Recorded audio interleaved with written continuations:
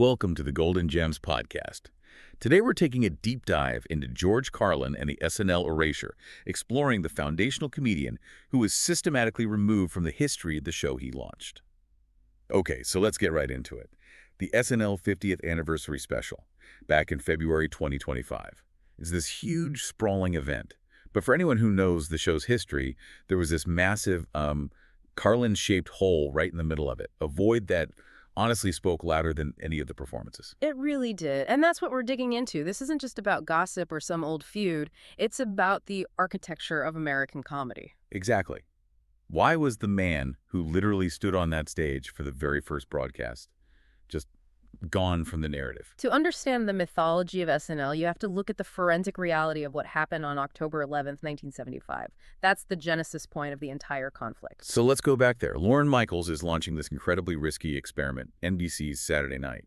He needs more than just a host. He needs credibility. He needs cultural permission. And in 1975, the person who could grant that was George Carlin. He was the dean of counterculture comedians. He had the arrest record, the 7 words routine. He was authentic. His presence basically underwrote the entire project, telling a young audience, this is the real deal. But the sources are crystal clear on this. The Carlin that showed up at Studio 8H was not there to collaborate. He was in the middle of what he called his cocaine week. And one source described him as being impermeable to the collaborative ethos. That phrase is perfect. It wasn't just about drugs, it was philosophical. He had zero interest in doing sketches. He saw acting, reading someone else's lines as a surrender of the self. Which was completely antithetical to the whole idea he was building around the sovereign individual. Exactly. So what you get on that first night is this structural anomaly. It's not really an episode of SNL as we know it. No, not at all. It's a George Carlin concert. A concert that's just occasionally interrupted by sketches from this new cast. A format they, of course, never repeated.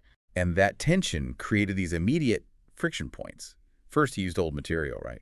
Stuff from his Wally Londo album. Michaels wanted something new for the launch, but Carlin just wasn't going to write for the format. And then he did something that, for a live TV producer, is the cardinal sin. He pulled a fast one. He switched routines live on air, completely different from what they rehearsed. It was an act of pure defiance. It made Michaels look powerless on his own show. And to top it all off, the good nights. He holds up his album cover. Just blatant commercialism.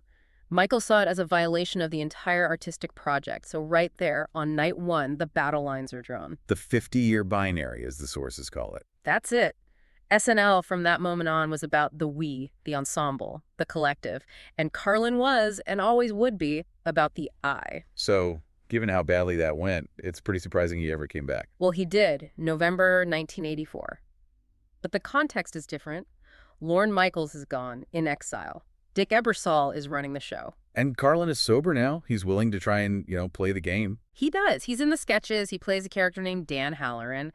And he's competent. His timing is fine. But if you watch the footage, you can see something else. The jaw-grinding tension. That's his own phrase for it. He said he could see it on his own face. It's this physical manifestation of a deep spiritual discomfort. He was a soloist forcing himself to sing in the choir. And that attempt at rehabilitation, it just didn't work.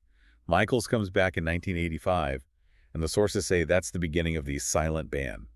The door is bolted. And the proof is in the pattern. He's completely excluded from the 15th anniversary, the 20th, the 25th. And this is happening at the exact same time his solo career is exploding. His HBO specials are becoming these major cultural events. Which tells you it wasn't about his relevance. It was an ontological rejection, a rejection of his very being as an artist in that system. What do you mean by that? SNL thrives on packaged rebellion. It's satire that's safe. It's corporate-sponsored dissent. Carlin's later work, the grumpy old George persona, that was a scorching earth policy. He wasn't just making fun of politicians. No. He was making fun of the audience for voting for them. He was attacking the whole democratic process.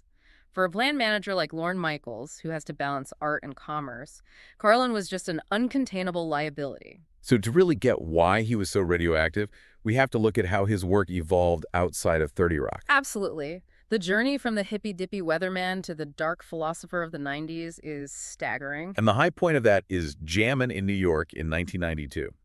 That special feels less like comedy and more like a A pulpit for a secular apocalypse. It's a hardened intellectual assault. He's not just telling jokes anymore. He's systematically dismantling euphemisms, groupthink, the pro-life movement. And, of course, his famous routine on environmentalism. The planet is fine, the people are fucked. That's not satire, that's an indictment of the entire human species. You can't package that between a car commercial and a musical guest. In his autobiography, Last Words, he gives a name to the thing he hates most. He calls it clumping. Clumping. It's the key to understanding his entire worldview. He believed that anytime people organize into a group, a church, a party, an SNL cast, they surrender their individual beauty for a phony consensus. You sand down your rough edges to fit in. And the one thing SNL demands from its hosts is that they be a good sport. You have to submit to the process, to the writers, to standards and practices. Carlin's life mantra was the exact opposite of that. He said, "Freedom is what I say goes." The idea of submitting his rage to a network censor was just anathema to him. His entire body of work is a monument to the loner. Which brings us back to the SNL 50th anniversary, the final act of this erasure. The sources call the network strategy museumification. It's a brilliant term. They had to acknowledge him, so they aired the 1975 premiere on a Saturday night. They treated him like a historical artifact. They put him in a glass case, safely contained in the past, separate from the main event. Exactly. And then on the live Sunday show, the big 3.5-hour spectacle, we saw tributes to the company men. Phil Hartman, Chris Farley, Norm Macdonald, all brilliant, all beloved. But Carlin was a ghost. Not a single montage, no mention of the cultural gravity he provided that might have saved the show in its first season. In the curated corporate reality of 2025, his truth was just too radioactive for the party. They literally rewrote their own origin story. But here's the interpretation the sources offer, and I think it's the right one. His absence was his greatest posthumous victory. How so? Carlin spent his last 2 decades railing against the big club, the bloated celebrity self-congratulatory institutions. To be embraced by the 2025 version of SNL would have been the ultimate insult to his legacy. He finally got the separation he always wanted. And this friction, this conflict between Carlin's philosophy and the entertainment machine, it didn't end there. It just morphed. It went digital with the AI-generated special, George Carlin, I'm Glad I'm Dead. Which is just an incredible title. It is, and it's the perfect epilogue. The SNL erasure and the AI controversy are, as one source puts it, twin pillars of the same phenomenon. What's the phenomenon? The commodification of dissent. Think about it. In 1975, SNL wanted the cool of Carlin without his radical individualism. They wanted the brand without the difficult person attached. Precisely. In 2024, the AI creators wanted the brand of Carlin, his voice, his cadence, his style, without the human being, without the labor, the pain, the genius that actually created it. It's the same impulse, strip mining the art for parts you can sell. And that's why the lawsuit from his daughter, Kelly Carlin, was so important. It wasn't just about copyright, it was a fight for the integrity of the dead. Carlin believed in the sanctity of the human voice. And now we're in an era that seems perfectly happy with a predictive text algorithm. So even in death, he remains the unassimilated element. He's still too hip for the room. The silence from SNL 50 just confirms what he was telling us for decades. It's all a big club. And you ain't in it. And neither was he, by choice. His legacy is that powerful, uncompromising separation. So that really leaves you with a question to think about. Are we content to just watch from inside the velvet rope of that big club?